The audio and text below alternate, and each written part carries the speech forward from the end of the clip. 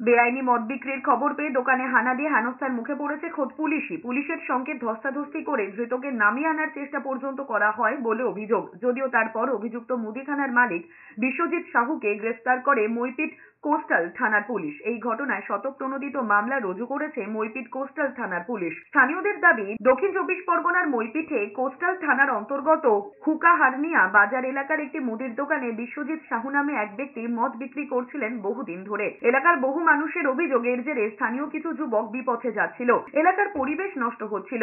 এই খবর পেয়ে রবিবার স্থানীয় কিছু মহিলা লাঠি হাতে সেখানে যান, দোকান ঘিরে ধরেন। অভিযুক্ত বিশ্বজিৎকেও ঘিরে ধরেন তারা। এলাকায় তুলকালাম পরিস্থিতির তৈরি হয়। খবর পেয়ে ঘটনাস্থলে পৌঁছয় পুলিশের উর্দি ধরেও টানাটানি, তারপর পুলিশকেও ঘিরে ধরেন মহিলারা। তাদের বক্তব্য, থানার কাছাকাছি এমন ঘটনা ঘটছে অথচ পুলিশের কাছে খবর নেই কেন?